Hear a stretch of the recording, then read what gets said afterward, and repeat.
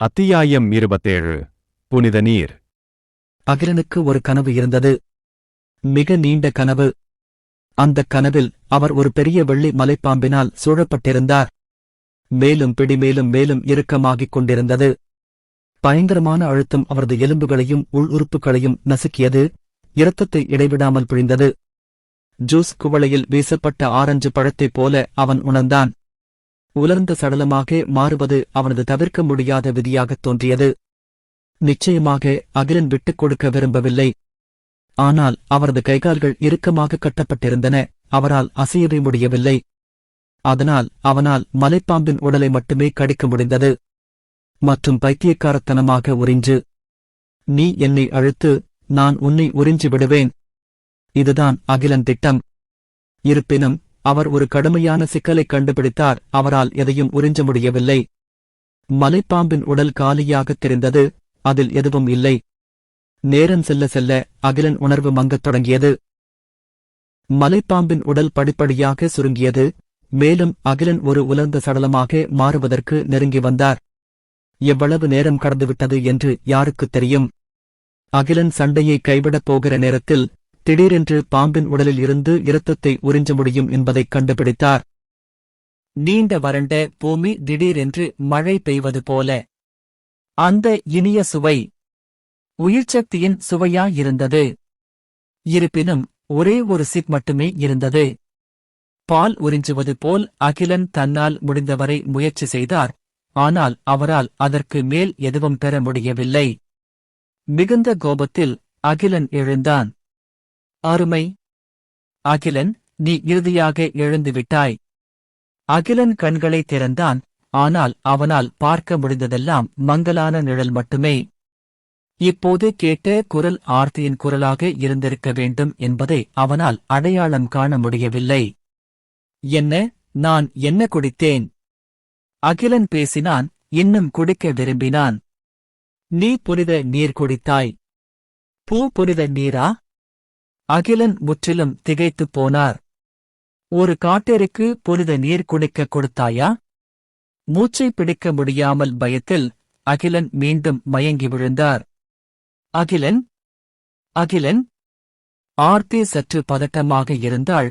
துறவி ரேவனை நோக்கி உதவி என்று கத்தினாள். துறவி அமைதியாக அகிலன் வாயை திறந்து இன்னும் சில துளிகள் புனித நீரை ஊற்றினார். பிறகு எந்த பதிலும் இல்லை. துறவி விடாமுயற்சியுடன் இன்னும் சில துளிகள் ஊற்றினார்.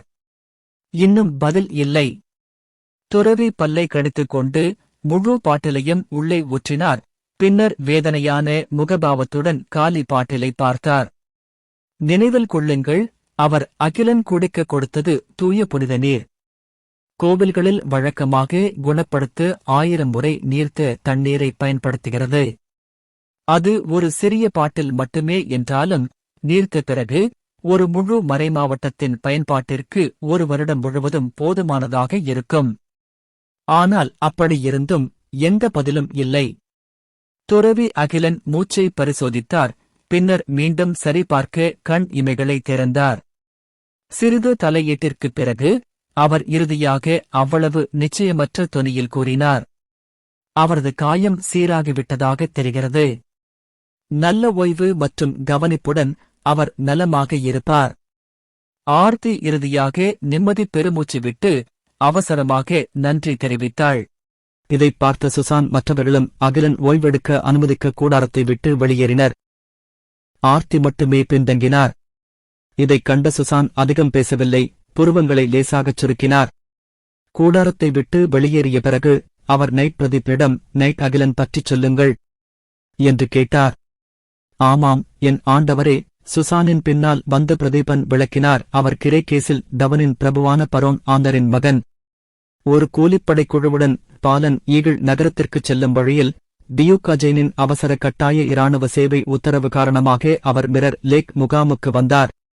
ஒரு கூலிப்படைக் குழுவா? சுசான் சற்று குழப்பமடைந்தார். ஒரு பிரபுவின் மகன் என் பாலன் ஈகிள் நகரத்திற்கு ஒரு கூலிப்படைக் குழுவைப் பின்தொடர்கிறான். அவர் தனது அடையாளத்தை மறைக்க விரும்பியிருக்கலாம். நான் கூலிப்படை குழு தலைவரின் மகனிடம் கேட்டேன். அவர் நைட் அகிலன் விஸ்கவுண்ட் சுடோரின் மகன் போல் நடித்து ஒரு தவறான அடையாளத்தின் போர்வையில் குழுவிற்குள் ஊடுருவியதாக என்னிடம் கூறினார். அகிலன் அடையாளம் மற்றும் பின்னணியை பிரதீபன் உண்மையில் சரிபார்த்திருந்தார். மிகவும் கடமைப்பட்ட மகனாக இருந்ததால் கேசவன் அகிலன் பற்றி எதையும் மறைக்க மாட்டார், எல்லாவற்றையும் நேர்மையாக புகாரளித்தார். ஆந்தர் மற்றும் சுடோர் குடும்பங்கள் நெருக்கமாக உள்ளனவா? எனக்குத் தெரிந்தவரை 2 குடும்பங்களும் ஒருவருக்கொருவர் மிக குறைந்த தொடர்பையே கொண்டுள்ளனர். இருப்பினும் விஸ்கவுண்ட் சுடோரின் பிரதேசம் சமீபத்தில் ட்ரோல்களால் படையெடுக்கப்பட்டது. அதனால் அந்த வீட்டிலிருந்து ஒரு நைட்டக மாறுவேடமிடுவதை யாரும் எளிதாக பார்க்க முடியாது என்றும் அதற்காக அவர் பின்தொடரப்பட மாட்டார் என்றும் அகிலன் நினைத்திருக்கலாம். சூசான் தலையசைத்து, ஒருவரைப் போல ஆள்மாறாட்டம் செய்து தனக்கென காவலர்கள் இல்லாதது ஆங்லர் குடும்பத்திற்குள் ஏதோ நடந்திருக்கலாம் என்பதை குறிக்கிறது என்று தனது முடிவைச் சொன்னார். பிரதீபன் ஒரு கணம் யோசித்துவிட்டு மற்றொரு தகவலை பகிர்ந்து கொண்டார். என் ஆண்டவரே, பரோன் ஆங்லர் டியூக் சார்லஸுடன் சண்டையிட்ட போது போரில் இறந்தார். அது அர்த்தமுள்ளதாக இருக்கிறது என்று சுசான் ஒரு சாதாரண புன்னகையுடன் பதிலளித்தார். இது அநேகமாக பிரபுக்களின் மரபுரிமையைப் பற்றிய பிரச்சனையாக இருக்கலாம்.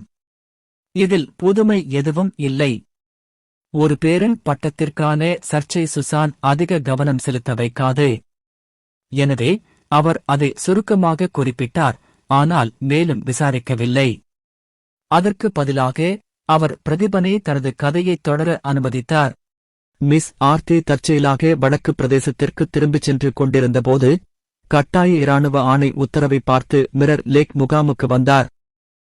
பிரதீபன் பேசும்போது சுசானின் எதிர்வினையை அவர் கவனித்தார். குறிப்பாக டியூக் அஜயன் அந்த கட்டாயப்படுத்தப்பட்ட பல்வேறு வீரர்களை முழுவதுமாக தூண்டில் இரையாக பயன்படுத்திய போது அவர் பதட்டத்துடன் சூசானை பார்த்தார். சுசானின் முகம் உணர்ச்சியற்றதாக இருந்தது.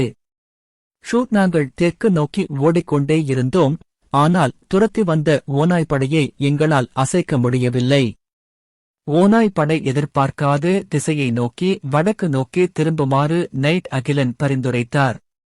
வடக்கு நோக்கிய எங்கள் பயணத்தின் போது மிரர் லேக் போர்க்களத்திலிருந்து தப்பிச் சென்ற கலைக்கப்பட்ட வீரர்களை நாங்கள் சந்தித்தோம். கலைக்கப்பட்ட வீரர்களை மறுசீரமைத்த பிறகு நாங்கள் படிப்படியாக மீண்டும் பிடிபட்டோம். பென்லிய நதியின் வளைவில் உள்ள ரிவர் பேயில் ஒளிந்து கொண்டு ஏமாற்று வேலைகளை அமைக்க அகிலன் பரிந்துரைத்தார். இறுதியில் நாங்கள் திரும்பி போராடுவதைத் தவிர வேறு வழியில்லை. நாங்கள் தீர்க்கமாக வென்றோம். பிரதீபன் கதை சொல்லி முடித்துவிட்டு அமைதியாக ஒரு ஓரமாக நின்று சுசானின் உத்தரவுகளுக்காக காத்திருந்தார். சுசான் தனக்கு முன்னால் பெருக்கெடுத்து ஓடும் பென்லிய நதியை பார்த்து அமைதியாக இருந்தார். நீண்ட நேரத்திற்குப் பிறகு அவர் இறுதியாக நைட் அகிலன் எப்படிப்பட்டவர் என்று நீங்கள் நினைக்கிறீர்கள் என்று கேட்டார். ஒரு கணம் அதிர்ச்சியடைந்த பிரதீபன் ஆனால் உடனடியாக வெளிப்படையாக பதிலளித்தார். துணிச்சலானவர், விசுவாசமானவர், புத்திசாலி, அவர் இயல்பாகவே போர்க்களத்திற்குச் சொந்தமானவர். சுசான் உறுதியற்ற முறையில் சிரித்தார். நீங்கள் அவரை மிகவும் மதிக்கிறீர்கள் என்று தெரிகிறது. பிரதீபன் பணிவுடன் தலையசைத்தான். ஆற்று விரிகுடாவில் நடந்த சண்டைக்கு முன்பே இருந்திருந்தால் அகிலன் பற்றிய பிரதீபனின் அபிப்பிராயம் அவ்வளவு நன்றாக இருந்திருக்காது. போர்க்கள உத்தியில் அகிலன் வலுவான அறிவைக் காட்டியிருந்தாலும் எல்லாவற்றிற்கும் மேலாக அவர் பொய் சொல்லி கலைக்கப்பட்ட வீரர்களை கைவிட முயன்றார். இருப்பினும் ஆற்று விரிகுடாவில் நடந்த போருக்குப் பிறகு பிரதீபன் அகிலன் மீதான தனது பார்வையை முற்றிலுமாக மாற்றிக்கொண்டார். தப்பிப்பதற்கான கடைசி வாய்ப்பை பயன்படுத்துவதற்கு பதிலாக அங்கேயே தங்குவதை தேர்ந்தெடுப்பதா, முன்னணியில் நின்று போராடுவதா, அல்லது ஆர்த்தியை காப்பாற்ற தனது உயிரை பணயம் வைப்பதா, இந்த உன்னதமான பண்புகள் அவரது முந்தைய குறைபாடுகள் அனைத்தையும் முக்கியமற்றதாகக் காட்டின. எனவே சுசானுக்கு முன் அகிலன் மீது ஒரு நல்ல வார்த்தையைச் சொல்ல பிரதீபன் தயாராக இருந்தார். மார்க்ரிஸ் குடும்பத்திற்கு அகிலன் மீது ஓரளவு அபிமானம் இருப்பதை அவனால் உணர முடிந்தது. உண்மையிலேயே அவர் ஒரு திறமையான தளபதி. சுசான் தலையசைத்தார், ஆனால் லேசாக முகம் சுளிக்காமல் இருக்க முடியவில்லை. இருப்பினும் அவர் சரியான பாதையிலிருந்து சற்று விலகிச் சென்றார். அதிர்ஷ்டவசமாக அவர் இன்னும் இளமையாக இருக்கிறார். குழப்பமடைந்த பிரதீபனை பார்த்து சுசான் மேலும் எந்த விளக்கங்களையும் வழங்கவில்லை. மேலும் தலைப்பை மாற்றினார். சரி, அவரைப் பற்றி போதும். அஜயன் குப்பைகளை சுத்தம் செய்ய நான் இங்கே வந்திருக்கிறேன். எனவே எனக்கு இன்னும் ஒரு விஷயத்தில் உங்கள் உதவி தேவை. தயவு செய்து எனக்கு கட்டளையிடுங்கள். நான் உங்களுக்கு ஒரு குதிரைப்படை பிரிவை தருகிறேன். நீங்கள் உடனடியாக வெண்டர்பில் நகரத்திற்குச் சென்று என் சார்பாக என் சகோதரனை அழைக்க வேண்டும். எனக்கு அவரிடமிருந்து ஒரு இராணுவ உத்தரவு தேவை. என்ன மாதிரியான இராணுவ உத்தரவு? துருப்புக்களுடன் ஆதரிக்க 1. ட்ரோல்கள் எங்கள் வீட்டைத் தாக்குகிறார்கள். நான் எதுவும் செய்யாமல் அமைதியாக இருக்க முடியுமா? துருப்புக்களை ஆதரிக்கிறீர்களா? பிரதீபன் சற்று குழப்பமடைந்தார். இருப்பினும் அவர் விரைவாக குணமடைந்து வெளிர் நிறமாக மாறி, நீங்கள் டியூக்கிடமிருந்து துருப்புக்களை அவர்களுக்கு வழங்க உத்தரவு பெறவில்லையா சார்? இல்லை. சூசான் பிரதீபனை ஆர்வத்துடன் பார்த்தார். நான் என் சொந்த முயற்சியால் துருப்புக்களை அனுப்பினேன். பிரதீபன் தனது உடலில் ஒரு குளிர்ச்சியை உணர்ந்தார். அவரது மனதில் ஒரு பயங்கரமான எண்ணம் தோன்றியது. அதை அகற்ற மறுத்தது. ஆனால் அவர் இன்னும் தலையை குனிந்து தாழ்ந்த குரலில், ஆம் சுசான், நான் உடனடியாக புறப்படுகிறேன் என்றார். அத்தியாயம் 28 விழிப்புணர்வு. அகிலன் விழித்தெழுந்தார். அவர் தனது சுற்றுப்புறங்களை ஆராய்ந்தார். அவர் முன்பு இருந்த கூடாரத்தில் இன்னும் இருப்பதை உணர்ந்தார். எத்தனை நாட்கள் மயக்கத்தில் இருந்தான் என்று அவனால் சொல்ல முடியவில்லை. ஆனால் கூடாரத்திற்குள் ஊடுருவிய மங்கலான வெளிச்சத்திலிருந்து பார்த்தால் இப்போது இரவு ஆகிவிட்டது என்று அவனால் சொல்ல முடிந்தது. அவரைத் தவிர கூடாரத்தில் இன்னொருவர் இருந்தார், ஆர்த்தி. அவள் படுக்கையின் விளிம்பில் அமைதியாக படுத்திருந்தாள், தூங்குவது போல் தோன்றியது. அகிலன் ஆர்த்தியின் பனி படர்ந்த வெள்ளை முடியை பார்த்தான். அவன் இதயத்தில் ஒருவித அரவணைப்பு வெளிப்பட்டது. அவரது முந்தைய செயல்கள் அனைத்தும் அவரது அழியாமையை பெரிதும் நம்பியிருந்தன என்பதை மறுக்க முடியாது. அனைத்தும் ஒரு நிகழ்ச்சியை நடத்துவதற்காகவே. ஆனால் ஒருவேளை அவர் எப்படியோ இழுத்துச் செல்லப்பட்டிருக்கலாம். யோசித்துப் பார்க்கும்போது முதலில் காயம் அடைந்தபோது தனது நிலையை கட்டுப்படுத்த முடியும் என்பதை உணர்ந்தார். ஆனால் இரண்டாவது முறை ஆர்த்தியை ஒரு தாக்குதலில் இருந்து காப்பாற்ற அவர் களமிறங்கிய போது அதை சமாளிக்க அவர் சிரமப்பட்டார். கடுமையான வலியும் கடுமையான காயமும் அகிலனால் இரத்தப்போக்கை சரியான நேரத்தில் நிறுத்த முடியவில்லை. அதற்கு மேல் குழந்தைகள் பார்க்க பொருத்தமற்ற சில படங்களை அவர் பார்த்தார். அதிகப்படியான இரத்த இழப்பு காரணமாக மயக்கம் ஏற்பட்டிருக்கலாம் என்று அகிலன் முடிவு செய்தார். இனிமேல் அவர் காயம் அடையும் போதெல்லாம் இரத்த ஓட்டத்தை நிறுத்துவதற்கு முன்னுரிமை அளிக்க வேண்டும். அகிலன் மனதளவில் இதை நினைவுபடுத்திக் கொண்டார். பின்னர் அவர் முன்பு ஒரு முறை விழித்தெழுந்தது போல் தோன்றியது நினைவுக்கு வந்தது. அந்த நேரத்தில் ஒரு துறவி அவருக்கு புனித நீரை ஊட்டிக் கொண்டிருந்தார். இருப்பினும் புனித நீர் அவருக்கு எந்த தீங்கும் செய்யவில்லை, மாறாக அவரது காயங்களிலிருந்து மீள உதவியது. இல்லை, அது சரியாக இல்லை. அது அவரது காயங்களை குணப்படுத்துவதை விட அதிகம். தனது உடல் மாற்றங்களை கூர்ந்து கவனித்தபோது நைட் அர்ஜுனனின் புதிய இரத்தத்தை குடித்தபோது இருந்ததைப் போலவே தனது உடல் நுட்பமாக வெப்பமடைவதை அகிலன் உணர்ந்தார். புனித நீருக்கும் அவரது திறன்களை மேம்படுத்தும் சக்தி இருக்க முடியுமா? அது சுவாரஸ்யமாக இருக்கிறது. தனக்குள் உற்சாகம் இருந்தபோதிலும் தனது திறமைகள் உண்மையில் அதிகரித்திருக்கிறதா என்று பார்க்க அகிலன் இன்னும் சில நாட்களுக்கு தனது எதிர்பார்ப்பை நிறுத்தி வைக்க முடிவு செய்தார். புனித நீர் உண்மையில் ஒரு குதிரை வீரனின் புதிய இரத்தத்தை போன்ற விளைவுகளைக் கொண்டிருந்தால், அப்படியானால் இந்த உலகில் காட்டேரி அமைப்புகள் ஓரளவு அபத்தமாக இருந்தனவா? அல்லது மகிமையான கோவில்களில் இருந்து வந்த புனித நீரில் சில சிக்கல்கள் இருந்தன? மேலும் முன்பு அவர் மயக்கத்தில் இருந்தபோது ஒரு பெரிய வெள்ளி பாம்பை கனவு கண்டார். அது வெறும் விவரிக்க முடியாத கனவை விட அதிகமாக தோன்றியது.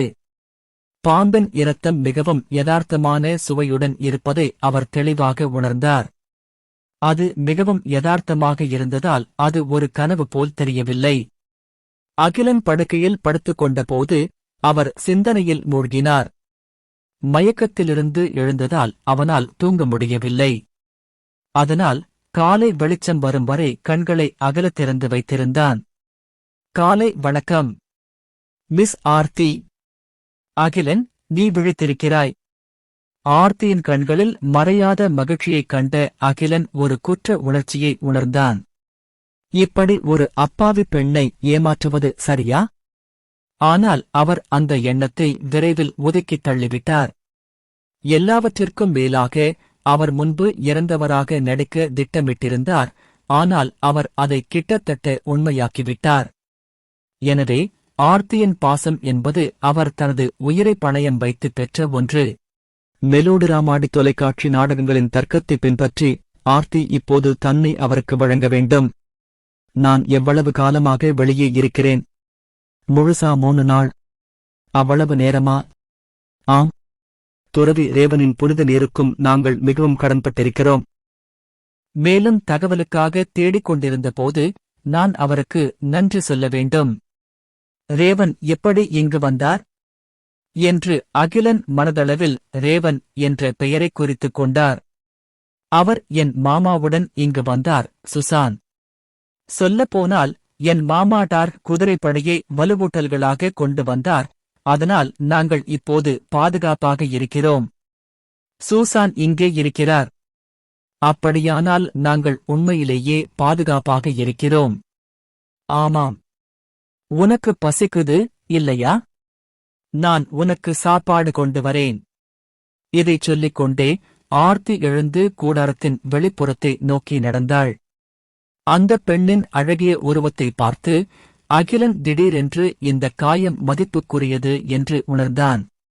மியா தனது மனித அடிமை விழித்தெழுந்ததையும் அகிலன் மீது சில முறை ஆர்வத்துடன் முகர்ந்து பார்த்ததையும் பின்னர் படுக்கையில் ஒரு வசதியான நிலையை கண்டுபிடித்து தொடர்ந்து தூங்குவதையும் லிட்டில் உயிட் கவனித்தார். அகிலன் பூனைக்குட்டியின் மென்மையான ரோமங்களை தடவி சுசான் பற்றிய தொடர்புடைய தகவல்களை மனதில் தேடத் தொடங்கினார். பின்னர் எந்த ஆச்சரியமும் இல்லாமல் தனது முன்னோடி சுசான் ரசிகர் என்பதைக் கண்டுபிடித்தார். சரி, வடபிரதேசத்தில் அவரது வயதில் இருந்த இளைஞர்களில் யார் அப்படி இல்லை? இருப்பினும் அகிலன் தனது நினைவில் சில சுவாரஸ்யமான விஷயங்களையும் கண்டுபிடித்தார். உதாரணமாக, வடக்கு பிரதேச இராணுவத்தில் முதலிடத்தில் இருந்த சூசான், அவரது டார் குதிரைப்படை ஒரு வெல்ல முடியாத துருப்பு. ஆனால் 3 ஆண்டுகளுக்கு முன்பு முன்னணியில் உள்ள ட்ரோல்களை எதிர்கொள்வதிலிருந்து அவர் விலகிவிட்டார். முன்னணியில் இருந்து விலகுவது சுசானின் சொந்த முடிவாக இருந்தாலும் அவர் ஒரு இடைவெளி எடுத்துக்கொண்டு டார்க் குதிரைப்படை வீரர்களை ஓய்வெடுக்க அனுமதிப்பதாக பிரச்சாரம் செய்தார். இருப்பினும் தெளிவான பார்வை கொண்டவர்களுக்கு இந்த அதிகாரப்பூர்வ அறிக்கை உண்மை அல்ல. சூசான் முன்னணியில் இருந்து விலகியதற்கான உண்மையான காரணம் ஒரே ஒரு சந்தேகம்தான். வடக்கு டியூக்கிடமிருந்து சந்தேகம். இந்த உலகில் ஆண்டவனை விட உயர்ந்த பதவிக்கு இணையான சுற்றொடர் எதுவும் இல்லை என்றாலும் கொள்கை ஒன்றே. மக்களும் வேறுபட்டவர்கள் அல்ல. சுசானின் கௌரவமும் டார் குதிரைப்படையின் பலமும் வடக்கு டியூக்கை அமைதியற்றவர்களாக ஆக்கியுள்ளன. சுசான் வடக்கு டியூக்கின் சொந்த தம்பியாக இருந்தாலும் கூட அதிகாரத்தை எதிர்கொள்வதில் சகோதரர்களை நம்புவது ஒருபுறம் இருக்க, தந்தையர் மற்றும் மகன்களை கூட நம்ப முடியாது. டார் கேவலை போன்ற ஒரு வலிமையான படை வடக்கு பகுதியில் ட்ரோல்களை பதிப்பதை தடுக்கவும், வடக்கு பகுதி வழியாக பாய்ந்து விண்டர்ஃபெல் நகரத்தின் ஆட்சியாளரை மாற்றவும் முடியும். எனவே சுசான் முன்னணியில் இருந்து நீக்கப்பட்டார். இருண்ட குதிரைப்படையின் கூர்மையான கத்தி தயக்கத்துடன் உரையிடப்பட்டது. முன்னணியில் அவருக்கு பிறகு வந்தவர் வடக்கு டியூக்கின் மூத்த மகன் அஜயன் ஆவார். வடக்கு பிரபு தனது மகன் இந்த பொறுப்பை ஏற்று முன்னணியில் வடக்கு பிரதேசத்திற்காக மற்றொரு வலுவான துருப்புக்களை உருவாக்க முடியும் என்று நம்பினார். உண்மையிலேயே செயின்ட் ஹில்டே குடும்பத்தைச் சேர்ந்த ஒரு நேரடி இராணுவம். இந்த வழியில் சுசானின் செல்வாக்கை சமநிலைப்படுத்த முடியும்.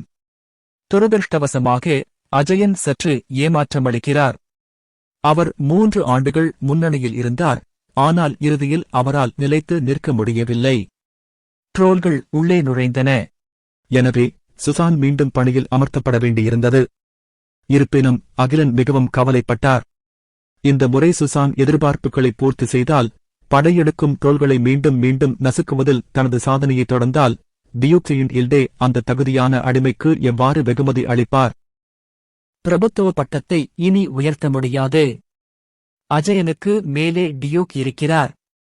மேலும் வடக்கு பகுதியில் ஒரே ஒரு டியூக் மட்டுமே இருக்க முடியும். பிரதேசங்களை பொறுத்தவரை சுசான் பிரதேசம் ஏற்கனவே ஒரு அஜயனின் நிலையான அளவை விட அதிகமாக உள்ளது. மேலும் அதிக நிலப்பரப்பு என்றால் அதிக வரிகள் மற்றும் மக்கள் தொகை, அதாவது அதிக இராணுவ ஆற்றலும் கூட. டார்க் குதிரைப்படை சக்தி வாய்ந்தது என்றாலும் அதை பராமரிப்பதற்கான செலவும் மிகப்பெரியது. எனவே அதன் எண்ணிக்கை ஒருபோதும் 50,000-ஐ தாண்டியதில்லை. ஆனால் அதற்கு அதிக சப்ளை வழங்கப்பட்டால், அது தொடர்ந்து வளர அனுமதித்தால் அதை நிர்வகிப்பது இன்னும் கடினமாக இருக்கலாம். இந்த கட்டத்தில் அகிலன் ஆர்த்தியின் வளர்ப்பு தந்தையிடம் கொஞ்சம் அனுதாபம் கொள்ளத் தொடங்கினார். மீட்புக்காக டார்க் குதிரைப்படையை அழைப்பது முன்னணியில் நிலைமை மிகவும் மோசமாக இருப்பதைக் குறிக்கிறது. ஆனால் அது தாகத்தை தணிக்க விஷம் குடிப்பது போன்ற உணர்வையும் ஏற்படுத்தியது. நிச்சயமாக சுசான் இந்த முறை டியூக்கின் உத்தரவுகளைப் பெறாமலேயே தனது படைகளைத் திரட்டினார் என்பதை அகிலன் அறிந்திருந்தால் அவர் சந்தேகத்திற்கு இடமின்றி இன்னும் கவலைப்படுவார். அத்தியாயம் 29. யாருக்கு அடி விழுந்தது? அகிலன் விழித்தெழுந்த 7வது நாளில் டார்க் குதிரைப்படை இறுதியாக மீண்டும் புறப்பட்டது. இருப்பினும் இராணுவத்தின் முன்னேற்றத்தின் வேகம் மெதுவாக இருந்தது. அவர்கள் மிகவும் மெதுவாக இருந்ததால் அவர்கள் ஒரு உயர் குதிரைப்படை போலத் தெரியவில்லை. அகிலன் காயங்கள் இன்னும் முழுமையாக குணமடையவில்லை என்பதை கருத்தில் கொண்டு இந்த அணிவகுப்பு வேகம் அவருக்கு மிகவும் பொருத்தமானதாக இருந்தது. ரோஷன் எப்படியோ ஒரு தட்டையான தள்ளுவண்டியைக் கண்டுபிடித்து அதன் மீது ஒரு இடையகமாக சில வைக்கோலை போட்டான். அகிலன் அதன் மீது படுத்தபோது அது மிகவும் சௌகரியமாக உணர்ந்தான். வசந்த கால சூரிய ஒளி சூடாகவும் வசதியாகவும் இருந்தது, ஒருவரை மயக்கமடையச் செய்தது. சூரிய ஒளியை விரும்பாத ஒரு காட்டேரியான அகிலன் கூட சிறிது நேரம் வெயிலில் படுத்த பிறகு மெதுவாக தூங்க ஆரம்பித்தான். வடக்கத்தியர்களின் மிகவும் உயரடுக்கு இராணுவத்தின் நடுவில் இருந்தபோதிலும் அகிலன் இன்னும் ஒரு சோம்பேறி விடுமுறை சூழ்நிலையை வெளிப்படுத்த முடிந்தது. ஆர்த்தி அருகில் இல்லை. எல்லாவற்றிற்கும் மேலாக அவள் வடக்கு டியூக்கின் வளர்ப்பு மகள். அவளுக்கு அகிலன் மீது சில உணர்வுகள் இருந்தாலும் அவள் எப்போதும் அவனுடன் ஒட்டிக்கொள்ள மாட்டாள். இல்லையென்றால் அவள் ஒரு மடிக்கணினியாக மாறிவிடுவாள் அல்லவா? யாராவது ஒரு குழந்தையாக இருக்கப் போகிறார்கள் என்றால் அதற்கு அகிலன்தான் முன்முயற்சி எடுக்க வேண்டும். எல்லாவற்றிற்கும் மேலாக ஆர்த்தியின் அந்தஸ்து அகிலன் நிலையை விட மிகவும் உன்னதமானது. ஆனால் அகிலன் நடத்தையை பார்க்கும்போது இரும்பு சூடாக இருக்கும்போது தாக்கும் திட்டம் எதுவும் அவரிடம் இல்லை என்பது தெளிவாகத் தெரிந்தது. பெண்களை ஈர்க்கும் விஷயத்தில் ஒருவர் பாதி சூடாகவும் பாதி குளிராகவும் இருக்க வேண்டும். இதுதான் அகிலன் தனது முந்தைய வாழ்க்கையில் தோல்வியுற்ற காதலிலிருந்து கற்றுக்கொண்ட வேதனையான பாடம். இதனால் இராணுவம் நிதானமாக வடக்கு நோக்கிச் சென்றது. அவர்கள் மிரர் லேக் முகாமை நெருங்கியதும் மேலும் மேலும் தோற்கடிக்கப்பட்ட வீரர்களைச் சந்தித்தனர். சுசான் அவர்கள் அனைவரையும் வரவேற்று அவர்களை ஒன்று திரட்டி பிரதான இராணுவத்தின் பின்புறத்தில் துணைப்படைகளாக ஏற்பாடு செய்தார். இந்த தோற்கடிக்கப்பட்ட வீரர்களிடமிருந்து அஜயன் தோல்வியைப் பற்றிய கூடுதல் விவரங்களை அகிலன் மெதுவாக கற்றுக்கொண்டார். உண்மையில் போர் கடந்த ஆண்டு தொடங்கியது.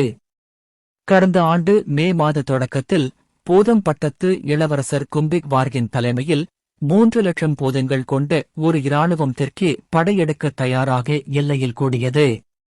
வடக்கு பகுதியில் அவர்களை எதிர்கொள்ள 2,00,000 பேர் கொண்ட இராணுவத்தை வழிநடத்தியதுதான்.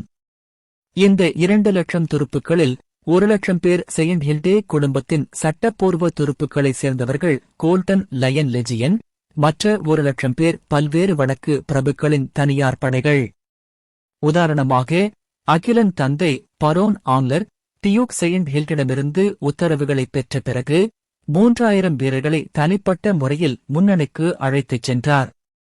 அவர்கள் எண்ணிக்கையில் அதிகமாக இருந்த போதிலும் மனிதர்கள் வேகத்தை இழக்கவில்லை. எல்லாவற்றிற்கும் மேலாக கடந்த சில தசாப்தங்களாக வடக்கு பிரதேசம் ட்ரோல்களுக்கு எதிரான போர்களில் அரிதாகவே தோற்றது. குறிப்பாக ட்ரோல் இராணுவத்தின் தளபதியான பட்டத்து இளவரசர் கும்பிக் கடந்த காலங்களில் சூசான் பல்வேறு வழிகளில் தோற்கடித்த ஒருவர். இந்தச் சூழ்நிலையில் வட மாநிலத்தவர்கள் தவிர்க்க முடியாமல் விஷயங்களை லேசாக எடுத்துக் கொண்டனர். ஆனால் பெரும்பாலான மக்கள் சூசானை அவரது டார்க் குதிரைப்படையுமே இந்த போர்களில் வெற்றி பெறுவதற்கு திறவுகோல் என்பதை உணரவில்லை அல்லது ஒப்புக்கொள்ள மறுத்துவிட்டனர். இந்த வெற்றிக்கான உத்தரவாதம் மறைந்துவிட்டதால் எல்லையை பாதுகாக்கும் சுமையை அஜயன் மட்டும் சுமக்க முடியுமா? வடக்கத்தியர்கள் எதிர்பார்த்தபடி விஷயங்கள் நடக்கவில்லை என்பது தெளிவாகிறது. ஆரம்ப மோதலில் இருந்தே அஜயன் சிரமப்படுவதாக தோன்றியது. இரு தரப்பினருக்கும் இடையே ஏற்பட்ட சிறு சிறு மோதல்களில் அஜயன் சமாளிக்க முடியாமல் குழப்பத்தில் ஆழ்ந்தார். இந்த கட்டத்தில் போத தளபதி, பட்டத்து இளவரசர் கும்பிக், டியூக்கின் மகனின் பலவீனங்களை ஏற்கனவே கண்டறிந்திருந்தார். போரில் அஜயனின் கட்டளையிடும் திறன் மற்ற மார்க்விஸுக்கு அருகில் இல்லை என்பதை உணர்ந்தார். எனவே ட்ரோல்கள் படிப்படியாக தங்கள் தாக்குதலை அதிகரித்தன. கடந்த குளிர்காலத்தில் அவை வடக்கு பிரதேசத்தால் அமைக்கப்பட்ட தற்காப்பு கோட்டை உடைத்து படையெடுத்து வந்தன. அஜயன் மிரர் ஏரியின் அருகே அடையும் வரை பின்வாங்கிக் கொண்டே இருந்தார். அங்கு அவர் அவசரகால ஆயுத அழைப்பை விடுத்தார். மிரர் லேக் முகாமுக்குள் அழைக்கப்பட்ட சீரற்ற வீரர்களை தூண்டில் இரையாக வைத்திருந்தார். அதே நேரத்தில் அவரும் முக்கிய இராணுவமும் அருகில் பதுங்கியிருந்தனர். பின்னர் திரோல்கள் மிரர் லேக் முகாமை தாக்கிய போது அஜயன் தனது இராணுவத்தை பின்னால் இருந்து ஒரு திடீர் தாக்குதலில் வழிநடத்தினார். துரதிருஷ்டவசமாக அவர் இன்னும் தோல்வியடைந்தார். அகிலன் முன்னர் பகுப்பாய்வு செய்த 2 அபாயகரமான தவறுகளைத் தவிர அஜயனின் கடுமையான தோல்விக்கு மற்றொரு முக்கியமான காரணமும் இருந்தது. அவர் ட்ரோல்களால் கவனிக்கப்படவில்லை. இளவரசர் காம்பிக் உண்மையிலேயே தீர்க்கதரிசனமாக இருந்தாரா? அவர் தடயங்களைக் கண்டுபிடித்தார். அஜயனின் பெரிய இராணுவம் அல்லது யாரோ ஒருவர் இராணுவ ரகசியங்களை கசிவிட்டிருந்தார். எப்படி இருந்தாலும் மிரர் லேக்கின் பிரதான முகாமை தாக்கிய போது ட்ரோல்கள் முழு வீச்சில் தாக்குதலை தொடங்கவில்லை. அதற்கு பதிலாக அவர்கள் தங்கள் முக்கிய படைகளை பின்புறமாக நிறுத்தி அஜயன் தங்கள் வலையில் விழும் வரை காத்திருந்தனர். எனவே அஜயன் மற்றொரு பேரழிவு தோல்வியை சந்தித்தார்.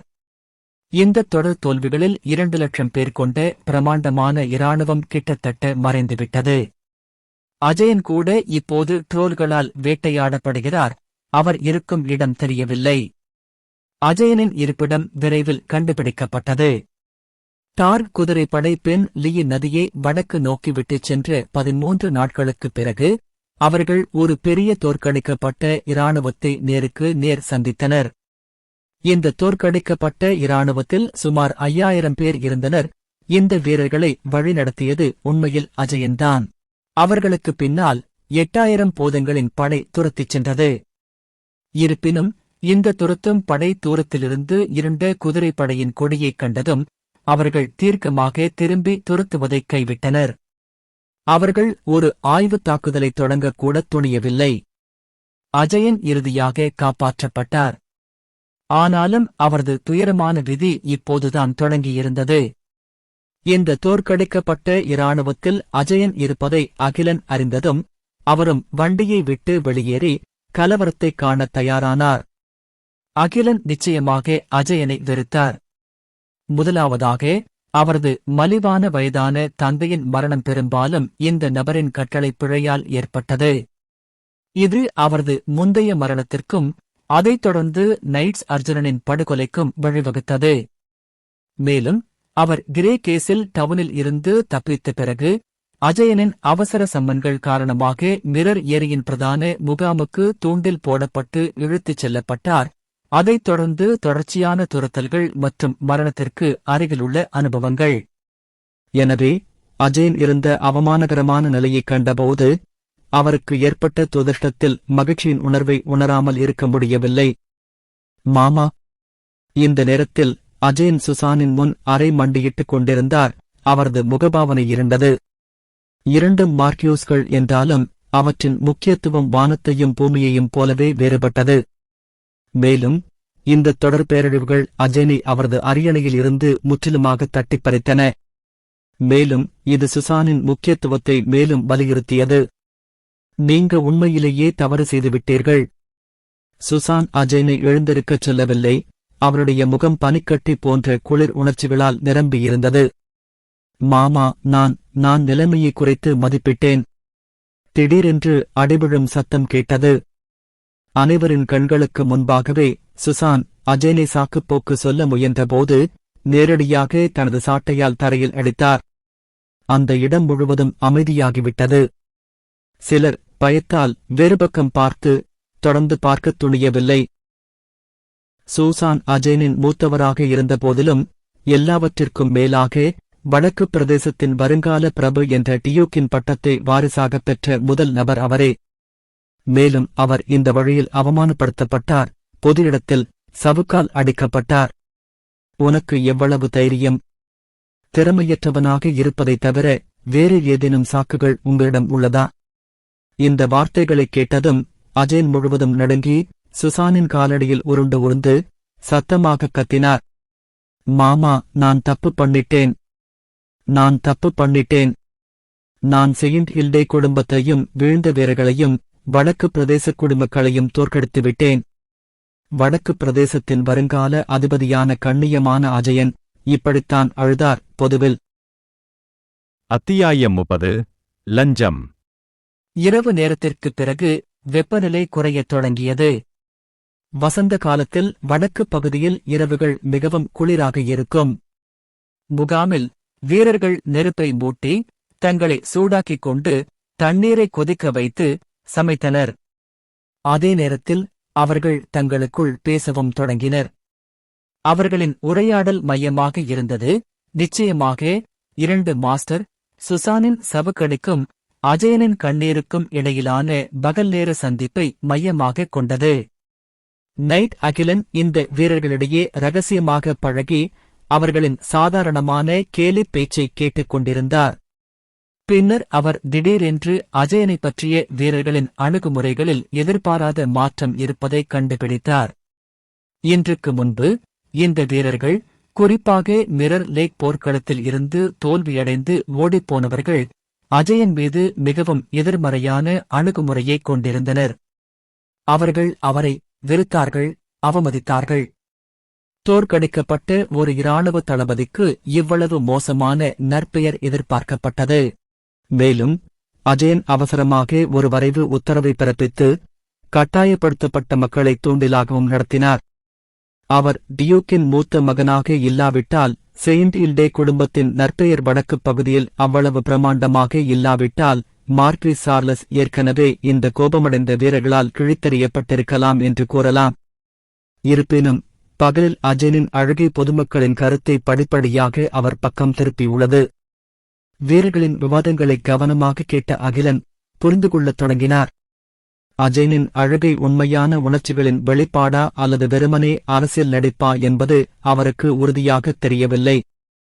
இருப்பினும் இந்த விஷயத்தில் லியிட்டாயரின் புகழ்பெற்ற திறமையை அது அவருக்கு நினைவூட்டியது. அவர்கள் எவ்வளவு அதிகமாக அழுகிறார்களோ அவ்வளவு அதிகமாக அவர்கள் மக்களின் இதயங்களை வெல்வார்கள். மேலும் சுசானின் சவுக்கை பற்றி அகிலன் மீண்டும் யோசித்தபோது அதற்கு ஒரு அடிப்படை முக்கியத்துவம் இருப்பதாக உணர்ந்தார். அந்த நேரத்தில் அதற்கு அகிலன் ஆரம்பத்தில் 2 வார்த்தைகள் மட்டுமே பதிலளித்தார்: ஆணவம். அந்த சவுக்கடி அஜயனை மட்டும் குறிவைத்து அடிக்கப்படவில்லை, மாறாக அது டியூக்ஸியின் ஹில்டேவின் முகத்தில் ஒரு சவுக்கடியைப் போலவும் இருந்தது. தார் குதிரைப்படையை இருப்பு வைக்க டியூக் எடுத்த முடிவுதான் தோல்விக்குக் காரணம் என்று தெரிந்த பிறகு சூசான் டியூக் மீதான தனது அதிருப்தியை வெளிப்படுத்துவதாக அகிலன் நினைத்தார். ஆனால் இப்போது அவர் அதைப் பற்றி யோசித்துப் பார்த்தால், அந்த சவுக்கடி அஜயனை பழியிலிருந்து விடுவிப்பதற்கும் உதவியிருக்கலாம். நான் அவரை பொதுவில் சவுக்கடி அடித்தேன், எனவே நீங்கள் அவரை வெறுப்பதை நிறுத்த வேண்டும். ஒருவேளை அதுதான் செய்தியாக இருந்திருக்கலாம். இந்தக் கண்ணோட்டத்தில் சூசான் அஜயனை நோக்கி தனது அக்கறையை நீட்டிப்பது போல் தோன்றியது. அகிலன் சிந்தனையில் மூழ்கியிருந்தபோது ஒரு சிப்பாய் அவரிடம் வந்தார்.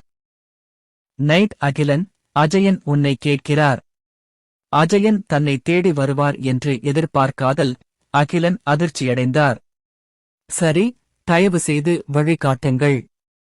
அஜயன் ஏன் தன்னை தேடுகிறார் என்று யோசித்துக் கொண்டிருந்தபோது அகிலன் அந்த சிப்பாயை பின்தொடர்ந்து முகாமின் மையத்தில் இருந்து ஒரு ஆடம்பரமான கூடாரத்திற்குச் சென்றார். வாழ்த்துக்கள், என் பிரபு அஜயன். ஆங்லர் குடும்பத்தின் முதல் வரிசை வாரிசாக இருந்ததால் அவரது விசுவாசமான பிரபு அஜயன் அகிலனின் ஜென்ம அலங்காரத்தை பெற தகுதியானவர். தயவு செய்து எழுந்திரு, நைட் அகிலன். அஜயன் விரைவாக முன்னேறி அகிலன் நிற்க அன்புடன் உதவினார். அஜயன் 30 வயது, மதிக்கத்தக்கவராகவும் அனுபவத்தால் சோர்வடைந்தவராகவும் அவரது வெற்றிமேல் உடல் கட்டிகளால் மூடப்பட்டதாகவும் தோன்றியது. அஜயன் உண்மையிலேயே காயமடைந்தாரா அல்லது வெறுமனே ஒரு நிகழ்ச்சியை நடத்துகிறாரா என்பது அகிலன் உறுதியாக தெரியவில்லை. இருப்பினும் அகிலன் இதைப் பற்றி கவலைப்படவில்லை. அதிகாரத்தில் இருக்கும் ஒருவரின் ஒரு சில கண்ணீரை பார்த்து சமாதானப்படுத்தப்பட்டு அனுதாபப்படக்கூடிய சாதாரண வீரர்களைப் போல அவர் இல்லை. என் பிரபு அஜயன் என்னை ஏன் அழைத்தார் என்று எனக்குத் தெரியுமா? அகிலன் அஜயனின் அதிகப்படியான உற்சாகமான பிடியிலிருந்து நுட்பமாக தப்பித்து கேட்க வணங்கினார். அஜயன் உடனடியாக பதிலளிக்கவில்லை. அதற்கு பதிலாக அவர் திரும்பி காவலர்களில் ஒருவரிடமிருந்து 2 கைவாளைப் பெற்று அதை அகிலனிடம் ஒப்படைத்தார். மன்னிக்கவும் நைட் அகிலன், உங்கள் தந்தை பரோன் ஆனர் துரதிருஷ்டவசமாக போர்முனையில் இறந்துவிட்டார். இது எல்லாம் என் தவறு. இது அவருடைய வாழ். தயவு செய்து அவருக்காக துக்கம் அனுஷ்டிக்கவும். அஜயன் பேசும்போது அவர் உணர்ச்சிவசப்பட்டு மூச்சு திணறத் தொடங்கினார். அகிலம் மற்றவரின் நடிப்புத் திறமையை பாராட்ட வேண்டியிருந்தது. அவர் பேசியவுடன் கண்ணீர் வழிந்தது. சில உணர்ச்சியற்ற புதிய முகங்களை விட மிகச் சிறப்பாக இருந்தது. லார்ட் அஜயன், தயவு செய்து வேண்டாம். என் தந்தையின் நாட்டுக்கான மரணம் அவரது மகிமை, உங்கள் தவறு அல்ல. அகிலன் சில கண்ணீரை பிழிந்து எடுக்க முயன்றார். அவரது முகம் உணர்ச்சியற்ற வீரியத்தால் நிரம்பியிருந்தது. நான் சத்தியம் செய்கிறேன், படையெடுக்கும் அனைத்து பூதங்களையும் நான் கொன்றுவிடுவேன். என் தந்தைக்காக பழிவாங்க முயற்சிப்பேன். இந்த வாய்ப்பை எனக்கு வழங்குமாறு லார்ட் அஜயனிடம் நான் கெஞ்சுகிறேன். அஜயனின் கண்கள் பிரகாசித்தன. அகிலன் இவ்வளவு புரிந்து கொள்ளும் தன்மையுடனும் ஒத்துழைப்புடனும் இருப்பார் என்று அவர் எதிர்பார்க்கவில்லை என்பது தெளிவாகத் தெரிந்தது. அவர் அகிலனின் கைகளைப் பிடித்துக் கொண்டு, நிச்சயமாக இருங்கள் நைட் அகிலன். நான் உங்களுக்கு உறுதியளிக்கிறேன், இந்த மோசமான பூதங்களை நான் நிச்சயமாக கொன்றுவிடுவேன். மேலும் பரோன் ஆனர் மற்றும் தங்கள் உயிர்களை இழந்த வடக்கு பிரதேசத்தின் மற்ற அனைத்து வீரர்களுக்கும் பழிவாங்க முயற்சிப்பேன் என்று கத்தினார். நன்றி லார்ட் அஜயன் என்று தனது உள்ளார்ந்த வெறுப்பை வலுக்கட்டாயமாக அடக்கிக் கொண்டு அகிலன் கூறினார். நான் செய்யக்கூடியது இதுதான் நைட் அகிலன். இருவரும் கைகளைப் பிடித்துக் கொண்டனர். அவர்களின் பார்வை கண்ணீரால் நிறைந்தது. சூழல் கொஞ்சம் கொஞ்சமாக மாறியது. நீண்ட காலத்திற்குப் பிறகு 2 அகாடமி விருது நிலை நடிகர்களும் இறுதியாக தங்கள் முந்தைய தீவிர நிலையிலிருந்து அமைதியடைந்தனர். அஜயன் மீண்டும் அமைதியடைந்து அகிலன் உடன் அமர்ந்தார். நைட் அகிலன், உங்கள் பயணத்தில் நீங்கள் சந்தித்த கஷ்டங்களைப் பற்றி ஆர்த்தியிடம் இருந்து நான் கேள்விப்பட்டேன். எனவே என் மறைந்த தந்தையின் சார்பாகவும் புனித ஹில்ட் குடும்பத்திற்காகவும் ஆர்த்தியே ட்ரோல்களால் பாதிக்கப்படாமல் பாதுகாத்ததற்கு நன்றி. அது என் கடமை என்று அகிலன் கூறினான். அஜயன் தலையசைத்தார். ஆனால் அவரது அடுத்தடுத்து தொனி ஓரளவு தெளிவற்றதாக மாறியது.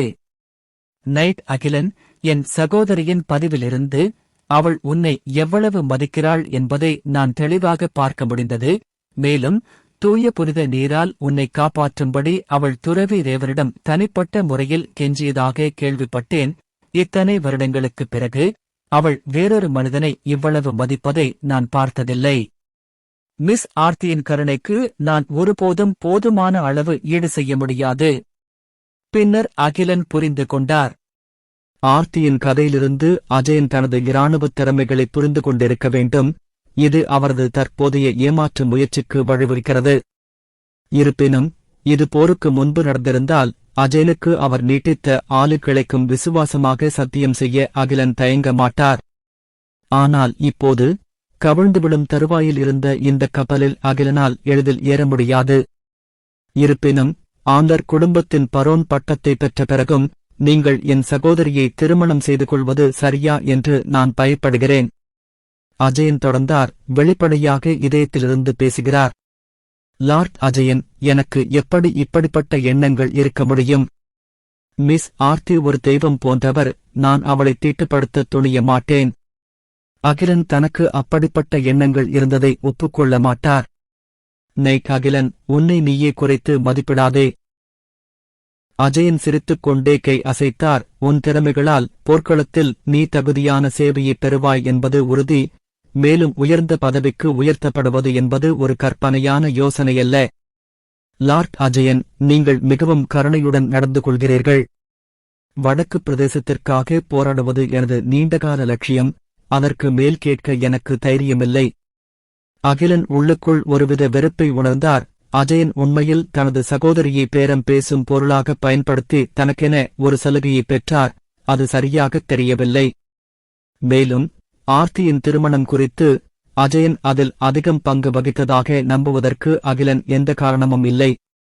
நிச்சயமாக அஜயன் உண்மையில் அகிலன் தனது சகோதரியின் திருமணத்தை வெல்ல உதவ விரும்பவில்லை என்பதும் சாத்தியமாகும்.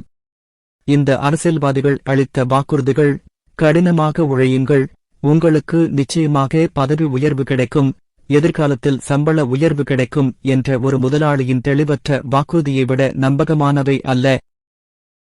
எனவே மேலோட்டமாக பார்த்தால் அகிலன் சந்தோஷம் அடைந்ததாகத் தோன்றியது. சார்பு நிலையின் சில அறிகுறிகளை கூட வெளிப்படுத்தியது. ஆனால் அவர் உள்ளுக்குள் விழிப்புடன் இருந்தார். அஜயன் அகிலனின் செயலற்ற மனப்பான்மையை கண்டுகொள்ளவில்லை. தொடர்ந்து விருந்தோம்பலை வெளிப்படுத்தினார். இருவரும் ஒருவரையொருவர் வாழ்நாள் முழுவதும் அறிந்தவர்கள் போல நீண்ட உரையாடலில் ஈடுபட்டனர். இரவு வெகுநேரம் ஆன பிறகுதான் அகிலன் விடுப்பு கேட்க எழுந்தார். அஜயன் அவரை கூடாரத்திற்கு வெளியே அழைத்துச் சென்றார். அகிலன் விடை பெறுவதற்காக வணங்கும்போது அஜயன் திடீரென்று அகிலனின் பின்னால் பார்த்து ஆச்சரியத்துடன் கூச்சலிட்டார். அக்கா, ரொம்ப லேட் ஆயிடுச்சு, ஏன் இன்னும் தூங்கல? அத்தியாயம் 31 நம்பிக்கை. அகிலன் திடீரென்று திரும்பி பார்த்தபோது ஆர்த்தி சற்று தொலைவில் நிற்பதைப் பார்த்தான். குளிர்ந்த நிலவொளியில் டியூக்கின் வளர்ப்பு மகள் தனது பெரிய மந்திரவாதி அங்கியை அணியவில்லை, மாறாக தூய வெள்ளை உன்னதமான சடங்கு உடையை அணிந்திருப்பதைக் கண்டு அகிலன் ஆச்சரியப்பட்டார். மின்னும் நீர்த்துளிகள் அவளுடைய தங்க நிறமுடி இழைகளில் ஒட்டிக் கொண்டன. அவள் இப்போதுதான் குளித்திருப்பது போல் தோன்றியது. அவளுடைய கடல் நீல கண்கள் வசீகரிக்கும் பிரகாசத்துடன் மின்னியது.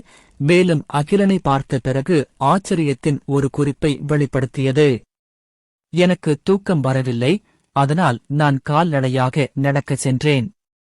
நீங்கள் இருவரும் தூங்கவில்லையா? ட்ரோல்களை எதிர்த்து போராடுவது குறித்து நைட் அகிலன் உடன் சில நுண்ணறிவுகளை பரிமாறிக்கொண்டேன். அஜயன் அகிலன் தோளை தட்டி, நான் இப்போது தூங்கப் போகிறேன், நீங்கள் இருவரும் அரட்டையடிக்கலாம் என்று ஒரு கிண்டல் பார்வையை அனுப்பினார். அதனுடன் அஜயன் தீர்க்கமாக தனது சொந்த கூடாரத்திற்குள் சென்றார். அகிலன் மற்றும் ஆர்த்தியை தனியாக விட்டுவிட்டார். தனது காயம் குணமடைந்ததிலிருந்து நீண்ட காலமாக ஆர்த்தியை தான் பார்க்கவில்லை என்பதை அகிலன் திடீரென்று உணர்ந்தார். அவளுடைய அழகிய முகத்தைப் பார்த்து அகிலன் திடீரென்று சிரித்துவிட்டு ஒரு தைரியமான கருத்தைச் சொன்னார். மந்திரவாதியின் உடையை விட இந்த உடையில் நீங்கள் மிகவும் அழகாக இருக்கிறீர்கள். உண்மையில் மந்திரவாதியின் அங்கி மிகவும் தளர்வாக இருந்ததால் ஆர்த்தியின் அழகான உருவத்தை முன்னிலைப்படுத்த முடியவில்லை. அகிலனின் வெளிப்படையான கருத்தைக் கேட்டதும் ஆர்த்தியின் முகத்தில் லேசான வெட்கம் தோன்றியது. அவள் அகிலனை கடுமையாக முறைத்தாள், ஆனால் அவனை வார்த்தைகளால் கண்டிக்கவில்லை. வெறும் பார்வையைக் கண்டு அகிலன் அச்சமடைய மாட்டார் என்பது தெளிவாகத் தெரிகிறது. ஒரு பெண்ணிடமிருந்து வரும் அனைத்து உறுதியான நிராகரிப்புகளும் உண்மையில் மறைமுக ஊக்கங்களே. எனவே அகிலன் மேலே சென்று ஆர்த்தியுடன் தோளோடு தோள் நின்று கொண்டார். இரவின் அமைதிக்குப் பதிலாக பூச்சிகளின் மெல்லிய கீச்சொலி மட்டுமே கேட்டது. ஆர்த்தி பிரகாசமான நிலவையே பார்த்துக் கொண்டிருந்தாள். தன் அருகில் நின்ற மனிதனை அவள் கவனிக்காதது போல் தோன்றியது. இந்த வரவேற்கத்தக்க மானத்தை அகிலன் கலைக்கவில்லை. அவர் ஒன்றாக சந்திரனைப் பார்த்தார். காற்றில் மெல்லிய மணங்கள் பரவின. அது ரோஜாக்கள் போல் தெரிந்தது. ரோஜாக்களின் மறைக்கப்பட்ட செய்தி என்ன? அகிலன் மனம் அலைபாயத் தொடங்கியது. என் தம்பியை உனக்கு முன்பே தெரியுமா? ஆர்த்தி திடீரென்று தெளிவற்ற சூழ்நிலையை உணர்ந்தது. அவளுக்கு சற்று சங்கடமாக இருப்பது போல் கேட்டாள். இல்லை, இது நம் முதல் சந்திப்பு. ஆனால் நீங்கள் இருவரும் மிகவும் பரிச்சயமானவர்களாகத் தெரிகிறீர்கள். அது நாம் சரியாகச் செய்ததால்தான். ஆம். அகிலன் அமைதியாகிவிட்டார். வானத்தில் நிலவை தனக்கு அருகில் இருந்த அழகை விட கவர்ச்சிகரமானதாக இருப்பது போல் பார்த்துக் கொண்டே இருந்தார். அந்த ஜோடி மீண்டும் அமைதியாகிவிட்டது. அகிலன் பேசுவதற்காக ஆர்த்தி காத்திருந்தாள். ஆனால் அகிலன் ஆர்த்தி மனத்தை கலைப்பதற்காக காத்திருந்தாள். அவளை சங்கடப்படுத்த, அதை உடைக்க அவளைத் தூண்ட வேண்டுமென்றே ஒரு மனத்தை உருவாக்குங்கள். இது ஒரு எளிய ஆனால் பயனுள்ள ஊர்சுற்றும் தந்திரம். அவள் கோபப்படுவாள் என்று பயப்படாதே. சரியான முறையில் பயன்படுத்தப்படும் வரை அவை பயன்படுத்தப்படாது. மாறாக, இந்த வகையான தனிமையான மனிதனை அவர்கள் மிகவும் கவர்ச்சிகரமானதாக காணலாம். எப்போதும் உரையாடலைத் தொடங்கும் ஆண்கள் எரிச்சலூட்டுவதாக தோன்றுவார்கள். இந்த ஆண்களை பெண்கள் பொதுவாக கிரிஞ்ச் என்று குறிப்பிடுவார்கள். உன் கையில் என்ன வைத்திருக்கிறாய்? எதிர்பார்த்தது போலவே ஆர்த்தி மீண்டும் பேசினாள். அகிலன் மனதில் மகிழ்ச்சியின் அலை அலையாக உணர்ந்தார். ஆனால் விரக்தியின் தோற்றத்தை வெளிப்படுத்தி, இது என் தந்தையின் குலதெய்வம் என்று ஆழ்ந்த குரலில் கூறினார். மன்னிக்கவும். ஆர்த்தி தன் இதயத்தில் ஒரு வேதனையை உணர்ந்தாள். உடனடியாக மன்னிப்பு கேட்டாள். தயவு செய்து என் இரங்கலை ஏற்றுக்கொள்ளுங்கள். ஒரு சில கண்ணீரை கசக்கிவிட விரும்புவது போல் அகிலன் ஒரு பெருமூச்சு விட்டார். ஆனால் அவர் வெற்றி பெறவில்லை. எல்லாவற்றிற்கும் மேலாக, சிறந்த நடிகருக்கு கூட நடிக்க ஒரு நல்ல துணை தேவை. இந்த நேரத்தில் அகிலன் முன்பு இருந்த அஜயனை மிஸ் செய்யத் தொடங்கினார். நான் நலமாக இருக்கிறேன். போர்க்களத்தில் இறப்பது என் தந்தையின் வாழ்நாள் ஆசை மற்றும் ஒரு வடக்கு நைட்டிற்கு சிறந்த இலக்கு. பரோன் ஆந்தர் ஒரு சிறந்த மாவீரர்.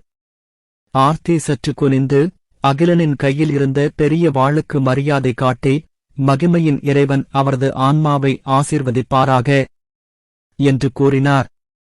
அகிலன் அந்த இடத்திலேயே திகைத்துப் போனார்.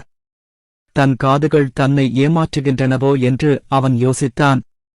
அவருக்கு முன்னால் இருந்த பெண் மந்திரவாதி உண்மையில் மகிமையின் இறைவனிடம் ஜெபித்தாரா? தெய்வங்களை நம்பாமல் உண்மையை மட்டுமே நம்பிய அந்த மதவெறியர் இவர்தானா? ஆர்த்தி தலையை உயர்த்தி அதிர்ச்சியடைந்த அகிலனை பார்த்தாள். அவன் ஆச்சரியப்பட்டதை உணர்ந்து மெதுவாக விளக்கினாள். ஆம், நான் மகிமையின் கர்த்தருக்கு சேவை செய்ய முடிவு செய்துவிட்டேன். உண்மையா? அப்படியா? ஆர்த்தி மெதுவாக தலையசைத்தாள். அவளுடைய முகபாவனை உறுதியானதாகவும் பக்தியுடனும் இருந்தது. ஏன்? அகிலனால் இன்னும் நம்பவே முடியவில்லை. திடீரென்று ஒரு மந்திரவாதி மகிமையின் இறைவனை வணங்கத் திரும்பினால் அது பெரும் பரபரப்பை ஏற்படுத்தும் என்பதை அவர் அறிந்திருந்தார். இவரின் அந்த மந்திரவாதிகள் பைத்தியம் பிடிப்பார்கள். நான் தப்பிச் செல்வது என் கடந்த கால அனுபவங்கள் மிகவும் சிலிர்ப்பூட்டும் வகையில் இருப்பதாக உணர்ந்தேன்.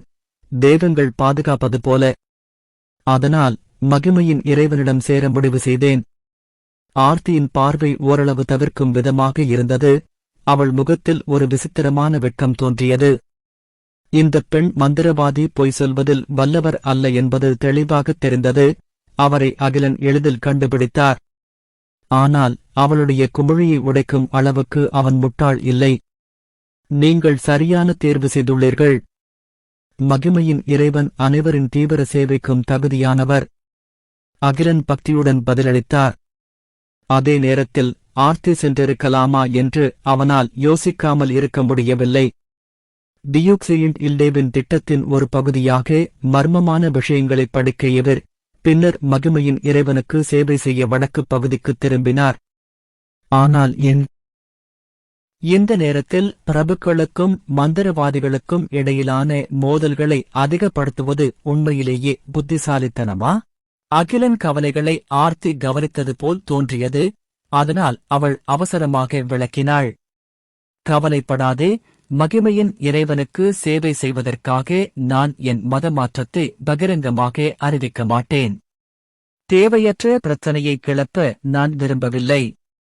அப்போதுதான் அகிலன் நிம்மதி பெருமூச்சு விட்டார். ஆனால் ஆர்த்தியின் நம்பிக்கை மாற்றத்திற்கான உண்மையான காரணத்தைப் பற்றி அவனால் யோசிக்காமல் இருக்க முடியவில்லை.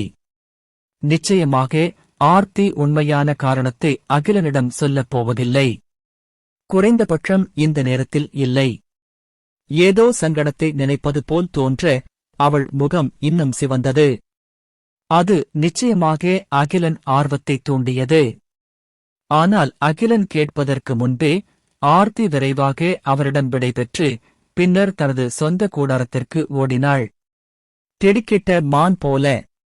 அகிலன் பின்வாங்கும் அவனது உருவத்தை பார்த்துக் கொண்டிருந்தபோது ஆர்த்தியின் கடைசி அழகான கூச்ச சுபாவமுள்ள தோற்றத்தை நினைவு கூர்ந்து அவன் கன்னத்தை தொடாமல் இருக்க முடியவில்லை. பிறகு காமவெறியுடன் யோசித்தேன், என் வசீகரம் ஏற்கனவே இந்த நிலைக்கு வந்துவிட்டதா? வாசகரின் மாமாவின் முகத்தை ஒத்திருக்கும் என் முகத்தால்தான் அது இருக்க வேண்டும். சிறிது நேரம் மயங்கிய நிலையில் உணர்ந்த பிறகு அகிலன் திரும்பி நடக்கத் தொடங்கினார். சர்நைட் அகிலன். அவர் செல்லும் வழியில் திடீரென அகிலன் அருகே ஒரு கூச்சல் கேட்டது. அவர் பதிலளிக்கவில்லை, ஏனென்றால் அவர் பேசப்படுபவர் அல்ல. சர்நைட் அகிலன். மற்ற தரப்பினர் மீண்டும் அழைத்தனர். நீங்க என்னையா கூப்பிடுறீங்க? அகிலன் தலையை திருப்பி ஒரு நிழல் தன்னை நோக்கி நடந்து வருவதைக் கண்டார். நிச்சயமாக அந்த நபர் ஒரு இளம்பெண். ஆனால் அவள் அணிந்திருந்த நேர்த்தியான கவசம், இடுப்பில் இருந்த வெள்ளி நீளமான வாள், அவள் காலில் இருந்த மாவீரனின் பூட்ஸ் அனைத்தும் அவளுடைய அடையாளத்தைக் காட்டின. இது ஒரு பெண் மாவீரர், ஒரு துணிச்சலான பெண் வீராங்கனை. இருப்பினும் அகிலன் அவளை அடையாளம் காணவில்லை. நீ தவறான நபரை பிடித்துவிட்டாய். என் பெயர் அகிலன். அப்படியா? பெண் குதிரை வீராங்கனை ஒரு மர்மமான புன்னகையை வெளிப்படுத்தி அகிலன் முன் நின்றாள். லேசான மல்லிகை நறுமணம் அகிலன் மூக்கில் நுழைந்தது. அது அவரை யோசிக்க வைத்தது. இன்று அவருக்கு பெண்களுடன் அதிர்ஷ்டம் கிடைத்திருக்கிறதா? உண்மையில் மாமா வாசகரின் முகம் பெண்களை அழைக்கும் ஒரு மகத்தான சக்தியைக் கொண்டுள்ளது. ஆனால் அந்த பெண் குதிரை வீராங்கனை தனது பெயரை வெளிப்படுத்திய அடுத்த நொடி அகிலன் முகத்தில் உடனடியாக பெருமையான புன்னகை உறைந்தது. என் பெயர் சிந்தியா. பெண் குதிரை வீரரின் புன்னகை ஆழமான தாக்கங்களால் நிறைந்திருந்தது. சிந்தியா சுடோர்.